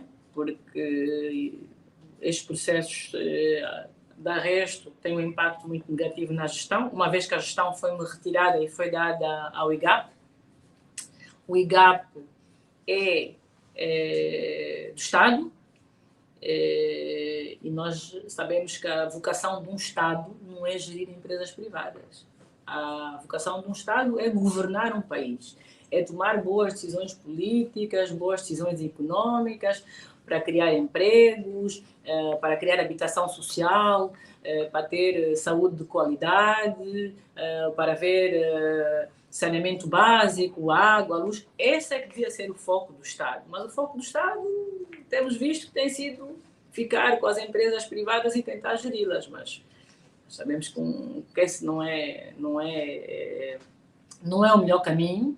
E essa gestão que está a ser feita agora das minhas empresas, infelizmente, não tem sido a melhor e tem provocado vários problemas. Isabel Santos disse há pouco tempo que foram arrestados vários bens seus, seladas várias contas bancárias, têm até dificuldades para pagar colégio, educação, saúde para os filhos. Durante muito tempo, ou algum tempo pelo menos, foi considerada pela Forbes a mulher mais rica de África e tinha sob o seu controlo, corrija-me se estiver errado, mais de 3 mil milhões de dólares. Hoje, o que é que tem Isabel dos Santos? Bom, estas ordens de congelamento ou de arresto foram emitidas em 2019, em dezembro de 2019 e em janeiro de 2020, ou seja, há 4 anos. Quando eu digo que as minhas contas estão congeladas, arrestadas e que eu tenho estas dificuldades financeiras, não é agora, não é de agora a 2023. Isto já desde dezembro de 2019 em Angola e janeiro de 2020 em Portugal. Portanto, estamos nesta situação há 4 anos. De congelamento, sem acusações, sem condenações, apenas congelamentos e não deixar nem sequer ter salários. Ou seja, trabalhar e não poder usufruir de salário, que é contra a lei e é contra os direitos e é contra os direitos humanos. Quando fala das minhas empresas, esta valorização que foi feita na Forbes é um reflexo do sucesso da própria economia angolana.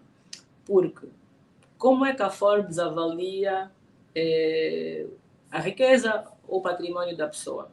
Não é em função do dinheiro depositado em contas bancárias. É normal que quando nós lemos essas notícias, esse título, a pessoa diga, ok, isto quer dizer que isto devem ser contas. Não. A Forbes, o que ela faz é o seguinte, ela olha para as empresas que a pessoa criou ou tem, ou na qual tem ações, avalia aquelas empresas, junta o valor daquelas empresas e atribui o valor daquelas empresas como sendo o valor patrimonial daquele investidor. Neste caso, eu, engenheiro Isabel dos Santos, sou investidor, sou o fundador e o criador dessas empresas, e o que a Forbes faz, ela avalia quanto é que vale as ações na Unitel, quanto é que vale as ações na ZAP, quanto é que vale as ações no Candando. Ela junta esse valor patrimonial e é daí que surge esse número 3 mil milhões. Mas esse número 3 mil milhões é de 2012, porque a economia em 2012 em Angola eram mais de 120 ou 130 bilhões do Estado, ou seja, o produto bruto da Angola, naquela altura, eram mais de 120 ou 130 bilhões de dólares. Angola é um país que tinha uma economia forte. O Kwanza, $1 eram 75 kwanzas. Hoje, $1 é 1.100. Quando esta avaliação da Forbes é feita das minhas empresas, $1 vale 75 kwanzas. Hoje, $1 vale 1.100. O que Isabel dos Santos tem hoje? Continua a ser rica como era em 2012? Ou ficou pobre? Fazer a avaliação destas empresas que eu criei, que eu construí em Angola, né? Porque hoje ela vai avaliar com base que $1 vale 1.100 kwanzas. E essas empresas trabalham em kwanzas e geram kwanzas. Ou seja, essas empresas foram desvalorizadas.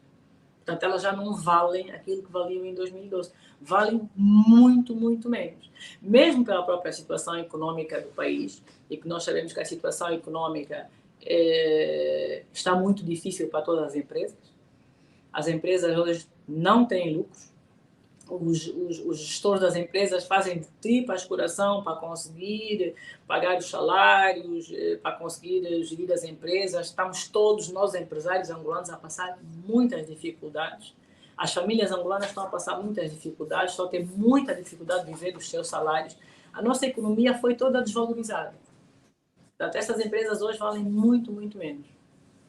E eu pergunto-lhe, hoje Isabel dos Santos pode-se considerar uma mulher ainda rica ou nem por isso? É como eu digo, o valor patrimonial dos meus ativos é o valor das empresas que eu construí e criei em Angola. As que estiverem a funcionar hoje terão que ser avaliadas para ver o quanto elas valem ou não. Hoje as empresas em Angola não valem aquilo que valiam quando a economia angolana era forte. Hoje a economia angolana é fraca. Só para dar um exemplo. Em 2020, a economia angolana foi 60 bilhões de dólares. Foi metade. Ou seja, a economia angolana em 2020 foi metade do que ela era em 2014. Foi metade do que ela era em 2017. Em 2017, quando o presidente José Eduardo Santos saiu do poder, a economia angolana era o dobro do que era a economia em 2020 sobre o mandato do presidente João Lourenço. Metade. Então, se a economia vale metade, as empresas também, no mínimo, têm que valer metade ou menos. Não tem como. Não tem como. Nós somos angolanos, trabalhamos em Angola, nossas empresas estão em Angola. E o valor dessas empresas é como as casas. As casas em Angola, hoje, valem muito menos. Vamos ver a renda da casa. Naquela altura, em 2012, uma renda da casa, um apartamento, eu desculpo falar em dólares, não falar em kwanzas, mas um apartamento era alugado 2 ou 3 mil dólares por mês. Hoje o mesmo apartamento é alugado a 500 dólares por mês, ou seja, antigamente era alugado 2 ou 3 milhões de kwanzas por mês. Hoje o mesmo apartamento é 500 mil. E se conseguires um inquilino que te pague 500 mil? E muitas famílias angolanas que compraram apartamentos como investimento para alugar, porque viviam numa casa e alugavam a outra e tiravam aí alguma ajuda para poderem viver da renda que iam alugando. Hoje veem que esses apartamentos valem muito menos e que as rendas estão baixas e que é muito difícil. Portanto, esse é um impacto que foi para todos nós, para mim inclusive e para as minhas empresas também. Deixa-me voltar um bocadinho a 2016, 2015, na altura em que José Eduardo dos Santos anuncia a retirada da vida política ativa e decide então escolher, entre aspas, alguém para o substituir. Isabel dos Santos, na altura, tinha noção de que João Lourenço seria o escolhido? Eu não fazia parte da elite do MPLA. Eu quero aqui deixar bem claro que eu nunca fiz parte do bureau político do MPLA. Mas não tinha conhecimento mesmo a nível doméstico, por exemplo, o seu pai não falava convosco na altura, com os filhos? Não. Estas decisões políticas são decisões colegiais tomadas pelo próprio MPLA, não é? Eles vão lá para a sede, ficam lá no 1º de maio, fazem a sua reunião entre os camaradas e decidem. Eu nunca fiz parte do bureau político do MPLA, eu nunca fiz parte do Comitê Central do MPLA. Eu nunca fiz parte das decisões políticas de Angola. Se Angola foi bem gerida ou mal gerida pelo MPLA e pelos governos do MPLA, eu não fiz parte dessas decisões políticas. Eu quero deixar isto bem claro. Eu sou empresária, sempre trabalhei no setor privado. Trabalho no setor privado desde 1996, 95, 96, quando eu acabei de me formar. Eu estudei engenharia, formei-me na Inglaterra, estudei engenharia e gestão empresarial e formei-me em 94, comecei a trabalhar em 95, 96 comecei a trabalhar em Angola. Angola ainda estava em guerra e eu até tinha um emprego na Europa e trabalhava bem, tinha um bom salário, estava numa boa empresa, mas decidi vir para Angola e trabalhar em Angola porque eu gosto de Angola, gosto do meu país. O amor que eu tenho por Angola é um amor profundo, é uma chama que nunca se vai... Eu pergunto, o seu pai na altura conviveu muito tempo com o atual Presidente da República, João Lourenço, mesmo por causa da passagem de pastas, quer para o Ministério da Defesa, quer para a vice-presidência do MPLA e depois para a presidência da República. Isabel dos Santos em nenhum momento teve momentos de convívio com João Lourenço? Não, eu, por acaso, na altura ele era general João Lourenço, O mínimo que fosse. Só que eu frequentasse, que eu conhecesse. Nem ele, nem a esposa, a doutora Ana Dias, não são pessoas minhas íntimas, nunca frequentei a casa deles, nem eles nunca a minha, não tenho nenhuma relação de amizade particular, nem com ele, nem com a esposa, nem com os filhos, não são pessoas que eu conhecesse. Como eu disse, ele, o presidente João Lourenço era vice-presidente do MPLA, foi ministro da Defesa durante muitos anos. A doutora Ana Dias, primeira-dama, ela foi, durante muitos anos, ministra do Planeamento e da Economia. No fundo, ela era a pessoa responsável, né, por planejar e tomar as decisões sobre a economia angolana. Mas eu não eram pessoas com quem eu convivesse, porque também este não era o meu setor. Eu não estava na política, eu não fazia parte do governo, eu nunca fui ministro. Nunca fui diretor de gabinete, nunca trabalhei no... Mas quando Isabel dos Santos olha para trás, quando olha para trás e avalia a decisão do seu pai em indicar João Lourenço como possível candidato à presidência da República, acredita que o seu pai tomou uma boa decisão? Bom, eu não posso imputar aonde e quando a decisão foi tomada. Eu não sei em que sede foi tomada a decisão da candidatura do MPLA para as eleições de 2017. Como eu disse, eu não fazia parte do grupo político, não fazia parte do Comitê Central, eu não tinha acesso àquelas informações. Portanto, eu não sei se essa decisão de escolher o presidente João Lourenço para ser candidato do MPLA, se isso foi tomada pessoalmente pelo antigo presidente da República, José Eduardo Santos, ou se foi tomada em fórum do partido. Mas eu acredito que, pelo estilo de gestão do antigo presidente da República, José Eduardo Santos, que era uma gestão colegial, o presidente José Eduardo Santos, sempre incluiu nas suas decisões as opiniões dos seus auxiliares. É só de notar que todas as questões eram debatidas em Conselho de Ministros, eram escutadas e que nem todas eram aprovadas, porque havia ministros que não aprovavam decisões, e de igual modo no Bureau Político era a mesma coisa. Eu relato isto como alguém que está de fora, porque nós ouvíamos isso nas notícias, não é? Ou seja, havia naquela altura um estilo de gestão do antigo presidente José Eduardo Santos muito diferente do estilo de gestão hoje do atual presidente João Lourenço. A gestão do antigo presidente José Eduardo Santos era uma gestão que incluía, que ouvia as pessoas, que incluía nas decisões. Portanto, eu acredito que, com certeza, o MPLA, o Bureau Político, deve ter debatido a candidatura do presidente João Lourenço antes das eleições de 2017 e devem ter tomado uma decisão nesse sentido. Pois bem, vamos voltar um bocadinho ao caso da Inglaterra. Houve lá também um caso em que a Unitel foi envolvida e que teria dívidas a pagar. Como é que Isabel dos Santos tem este caso a ser resolvido? É bom mesmo mencionar o caso, até não passarmos este tema, porque eu noto de vez em quando que há uma tentativa por parte das autoridades e por parte da PGR em tentar misturar os assuntos, tentar misturar o assunto da Unitel com a gestão danosa da Sonangol. Não tem nada a ver. A questão da Unitel que corre no Reino Unido não tem nada a ver com a gestão da Sonangol. Zero. São questões completamente separadas e diferentes. O que está a acontecer no Reino Unido, em Londres, no Tribunal Comercial, é uma disputa comercial entre a Unitel SA, portanto a Unitel Angola, e a Unitel International Holdings. O que é a Unitel International Holdings? Em 2012, exatamente naquele período em que a economia angolana estava forte e que as empresas tinham muito capital. Nós, os acionistas fundadores da Unitel, para quem não sabe, eu sou um dos acionistas fundadores da Unitel, eu nunca me escondi disso, eu sempre tive representada no Conselho de Administração e eu fui a vários eventos da Unitel, inclusive participei em várias ações sociais da Unitel, ações de voluntariado, no nosso programa Combate à Malária. Portanto, a minha presença na Unitel sempre foi sabida, nunca me escondi.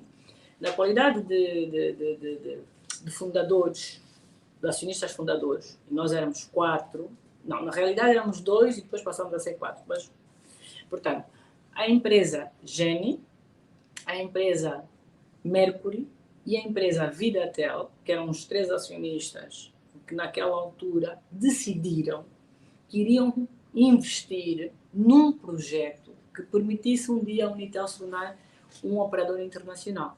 Portanto, esta decisão foi tomada em 2012, inclusive há um contrato que é assinado onde a empresa Mercury é representada pelo PCA da Sonangol, que na altura era o engenheiro Manuel Vicente. A empresa Geni assina o doutor Inocêncio Miguel, na qualidade de procurador, e pela empresa Vidatel assino eu, engenheiro Isabel dos Santos. Portanto, nós, os 3 acionistas, apoiamos um projeto para a Unitel se poder tornar um operador móvel internacional. E para esse efeito, concordamos e aprovamos empréstimos entre a Unitel Angola e esta nova empresa que foi criada, Unitel International Holdings. Ou seja, a Unitel Angola empresta dinheiro à Unitel International Holdings para quê? Para ela poder comprar 3 operadoras. A operadora móvel em Cabo Verde, a operadora móvel em Santo Tomé e a participação na operadora móvel em Portugal. E quanto ao congelamento, Isabel dos Santos, o que é que se passou para que este dinheiro fosse, para que houvesse esse congelamento? Vou continuar. Portanto, a Unitel aprova estes empréstimos, empresta o dinheiro à Unitel International Holdings, não é? Estas operadoras são compradas, inclusive, são compradas e todo mundo sabe, portanto, isto é relatado, para nós, na Unitel, termos a autorização de fazer esses empréstimos, esses pagamentos, porque a Unitel só tem kwanzas, a Unitel não tem dólares, e a Unitel tem kwanzas. Há um pedido de licenciamento desses contratos de empréstimos feitos ao BNA. Na altura, o governador do BNA era o Dr. Massano. O Dr. Massano hoje faz parte da equipa econômica do presidente João Lourenço. Acredito que ele é o ministro da Economia, ou o ministro de Estado para a Economia. Enfim, tem um lugar Ministro de Estado para a Coordenação Económica. Muito obrigada. Tem um lugar muito importante. E ele licencia e aprova também estes contratos, porque é assim que depois nós, Unitel, podemos, com kwanzas, comprar dólares para poder fazer esse investimento e ter as operadoras em Cabo Verde, em Santo Tomé e em Portugal. É preciso lembrar que naquela altura havia dólares, não é como a situação atual. Era uma altura diferente, havia dólares disponíveis para o investimento. Inclusive, esse projeto é apresentado ao Ministro das Telecomunicações, na altura o Dr. Aníbal Rocha, o próprio também, acho que era vice-ministro, ou secretário de Estado, engenheiro Safeca, e quando até da abertura da operadora em Santo Tomé, esta delegação toda vai conosco a Santo Tomé para abrirmos a operadora em Santo Tomé. Ou seja, estes empréstimos que existiram entre a Unitel Angola e a Unitel Internacional foram conhecidos e licenciados e aprovados.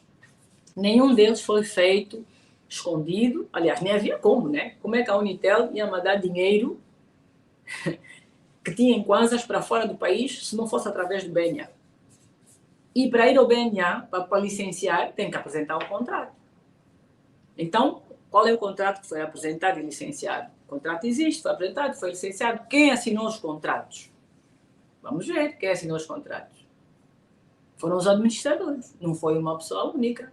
Foram vários. Porque também o BNA não teria aceito um contrato assinado só por um administrador, mesmo porque os estatutos da Unitel não permitem que sejam só um administrador assinado. Portanto, isto são conhecidos. O que é que aconteceu?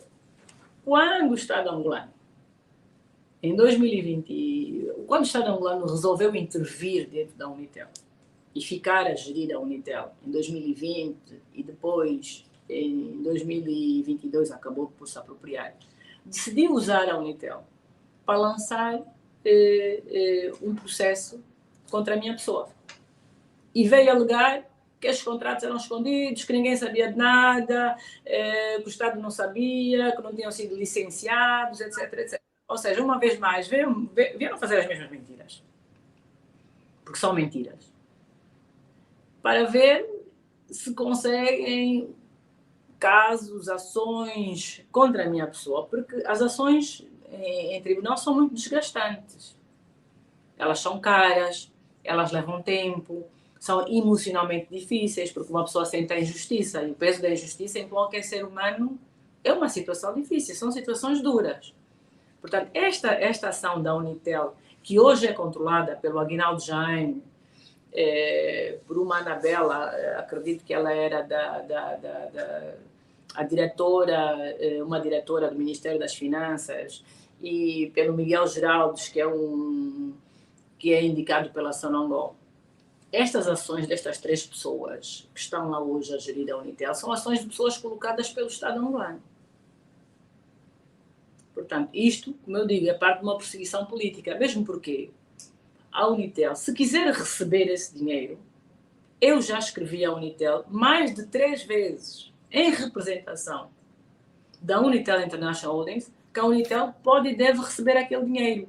Que a Unitel International Holdings quer cumprir esses contratos de empréstimo, quer fazer o pagamento desses contratos de empréstimo, já escreveu, inclusive, à Sonangol, ao ministro dos Petróleos, Diamantino Azevedo, ao Gaspar Martins Pai Querido, PCA da Sonangol, ao Aguinaldo Jaime, PCA da Unitel, à Unitel International, já escreveu a dizer os contratos existiram, eles tinham uma maturidade de 10 anos, tinham que ser pagos 2022, 2023, 2024. Nós, Unitel International, queremos fazer o pagamento. Queremos fazer o pagamento, deixem-nos fazer o pagamento. O que é que nos impede de fazer o pagamento? A Procuradoria-Geral da República, o general Pitagros e a procuradora Eduarda Rodrigues, que mandaram bloquear as contas da Unitel International e que, apesar de nós termos requerimentos a dizer queremos fazer o pagamento destes contratos, eles recusam-se que os pagamentos sejam feitos. Mais uma vez, coloca aqui em causa a situação da perseguição política a Isabel dos Santos.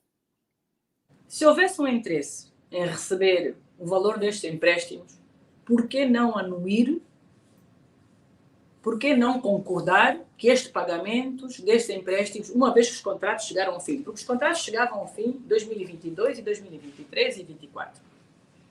E ninguém disputa que os contratos chegaram ao fim. Então, por que não aceitar que esse dinheiro seja pago? Qual é a razão que a PGR, a procuradora Eduarda Rodrigues, invoca para não pagar o contrato? Diz que não, o dinheiro não veio da Unitel. Ela diz que o dinheiro veio do erário público. Mas se o dinheiro veio do erário público, como é que a Unitel está a apresentar esses contratos em tribunal na Inglaterra e dizer está aqui o dinheiro veio da Unitel, estão aqui as transferências? Está a perceber o que eu estou a dizer? Então, aqui o general Pitagros e a procuradora Eduarda Rodrigues a dizer não, o dinheiro veio do erário público. Erário público e erário público. E, por outro lado, estão aqui os contratos da Unitel com as transferências do BNA a confirmar que o dinheiro veio, sim, senhora, da Unitel. E a Unitel Internacional a dizer sim, o dinheiro veio da Unitel e nós queremos pagar. Senhor procurador, deixe a Unitel Internacional pagar a Unitel Angola, porque esse dinheiro está a fazer falta à Unitel Angola. A Unitel está cheia de problemas na rede. A Unitel tem... O que é que prevê para a Unitel nos próximos 3, 4, 5 anos? Acredita que poderá reerguer-se, já que diz que é uma empresa de sucesso na sua gestão, na sua criação, entretanto, nos últimos tempos tem estado a decair e a haver, inclusive, despedimento de pessoal e a própria qualidade também do sinal? Eu acho que se a Unitel tiver essa injeção de capital, eu propus, a Unitel é uma empresa como se fosse um filho meu, é um filho meu. E quando eu vejo que esta empresa está com tantas dificuldades, eu acho que não faz sentido nós estarmos a manter um investimento em Cabo Verde, em São Tomé e em Portugal, se Angola precisa desse dinheiro. A Unitel precisa desse dinheiro para melhorar a rede, para poder melhorar a qualidade da rede, para poder pagar os salários. Portanto, para a empresa continuar, e para o bem da empresa, para o bem dos trabalhadores da empresa, e para o bem do país, porque eu já nem estou a falar de mim, eu como acionista, foi-me retirado algo que eu criei, um filho meu que eu criei, foi-me retirado sem me dizerem nada. Eu já nem estou a falar de mim, estou a dizer, para o bem do país, deixem esse investimento entrar na Unitel, que é para ela aguentar estes 3 ou 4, 5 anos, até que eventualmente se chegue ao final deste processo, de se ver se essa apropriação foi bem feita ou foi mal feita. Para meu ver, foi mal feita, mas é uma reclamação que eu estou a fazer. Vamos ver depois o que é que os tribunais um dia vão decidir. Mas que pelo menos até lá, que a empresa possa continuar e dar continuidade e servir Angola e servir os angolanos com qualidade. Isabel dos Santos, estamos no fim da nossa conversa aqui na Rádio Essencial. Eu vou perguntar-lhe como é que olha para a sua família, no caso os seus irmãos, José dos Santos, Coriundu e os demais, que estão espalhados pelo mundo, tiveram de sair do país. Quando olha para isso, qual é o sentimento que tem? Eu acho que para nós todos é uma fase dura, é uma fase difícil, porque nós somos angolanos, o nosso pai é angolano, nós amamos Angola, e não viver hoje em Angola, não podermos estar todos a contribuir para a economia angolana, é algo com o qual nós sofremos muito. A minha irmã Velvich, a Xizé, tem feito várias declarações a dizer que é preciso haver este sentido de união, que os angolanos têm que se unir, que Angola precisa de todos nós. Ela tem feito várias declarações nesse sentido. O meu irmão também, Coriandu, que é um artista muito válido, que fez muito pela cultura angolana e que pode fazer muito mais, apoiando artistas e a nossa cultura nacional, a nossa identidade nacional. Eu acho que todos nós, como angolanos, fazemos falta. E sentimos saudades.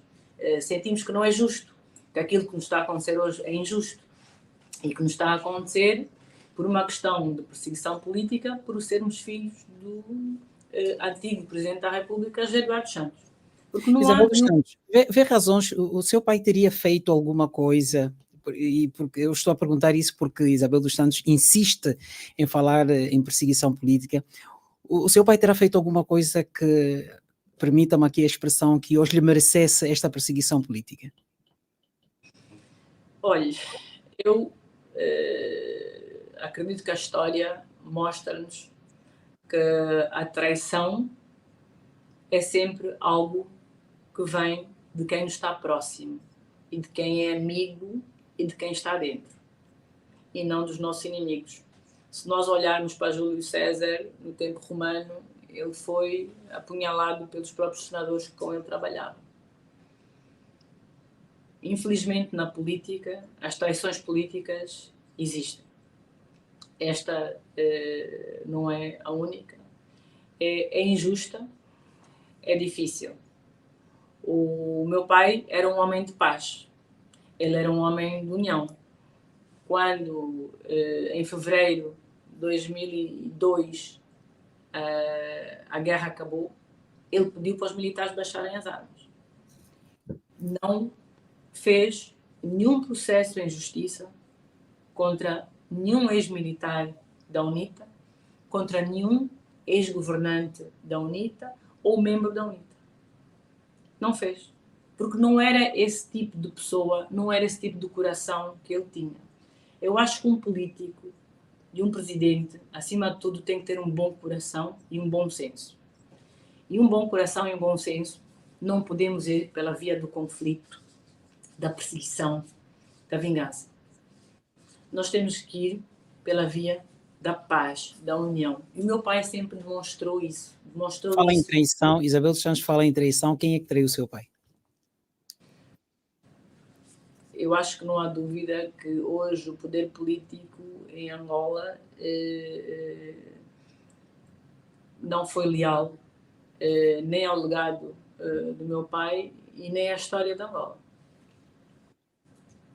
Mas quando fala em poder político tem nome?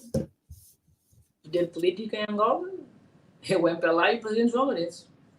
Eu acho que há uma falta de lealdade, porque, desculpe, eu vou falar isto na qualidade de filha, tocou-me muito vê-los chorar em cima do caixão, mas que quando eram necessários levantarem-se vozes para parar esta luta interna, esta perseguição a uma família, ou até a injustiça que estava a ser cometida com o próprio Sr. Engenheiro José Eduardo Santos, estas vozes não se levantaram. Eu sei que muitos deles não estavam de acordo e que estavam contra, podem, por algum motivo ou outro, ter decidido não se expressar, mas a política é feita de opiniões. E as opiniões têm que ser dadas, as pessoas têm que falar, as pessoas têm que expressar, as pessoas não podem, por isso, dizer, não, o chefe disse, então eu não faço mais nada. Principalmente num país democrático, não é? Porque estamos numa democracia, todos nós temos que dar a nossa opinião e a liderança tem a responsabilidade de ouvir e escutar as opiniões e de acolher, porque um líder tem que ser flexível, um líder tem que ouvir os seus colegas, tem que ouvir os seus auxiliares. As decisões, as pessoas têm que fazer parte das decisões.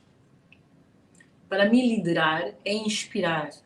Eu inspiro e em conjunto nós decidimos e em conjunto nós construímos. Não se deve fazer as coisas sozinho. A gestão de um país não pode ser feita sozinho. Pois bem, Isabel dos Santos, nós vamos ter que terminar aqui a nossa conversa. Resta-nos agradecer por ter aceitado o nosso convite e vamos esperar que possamos contar consigo em próximas oportunidades. Edno Pimentel e Rádio Essencial e, sobretudo, a todas as pessoas que tiveram a ouvir hoje em Luanda, em Angola e pelo mundo, porque acredito que também algumas possam estar a ouvir por internet. Eu queria agradecer de coração de me terem ouvido. Para mim é um momento emocionante estar aqui com vocês hoje. Como sabem, é raro as minhas aparições em público. Não costumo falar sobre esses temas muitas vezes e por isso agradeço vocês terem tido a paciência, porque sei que foi uma entrevista longa e falamos muito tempo. Sobretudo agradecer que me continuam a acompanhar nas redes sociais e querer partilhar convosco que Angola continua no meu coração. Eu tenho muita fé e muita esperança e que melhores dias virão. Pois bem, fica aqui então esta nota, nós agradecemos e até uma próxima oportunidade. Muito obrigada a todos. Ouvindo a Rádio Essencial, foi aqui então a entrevista com Isabel dos Santos, empresária, filha do antigo Presidente da República, José Eduardo dos Santos, com quem mantivemos essa conversa e veio sobretudo a propósito dos últimos documentos saídos pelo Ministério Público, que dão então conta da publicação do despacho de acusação em que Isabel dos Santos é acusada de 11 crimes. Nós ficamos por aqui, já sabe que pode voltar a acompanhar esta entrevista amanhã, quarta-feira, a partir das 9 horas na Rádio Essencial, 96.1, ou então acompanhar a qualquer instante nas redes sociais, nomeadamente no Facebook e no YouTube da Rádio Essencial. Muito boa noite, até a próxima.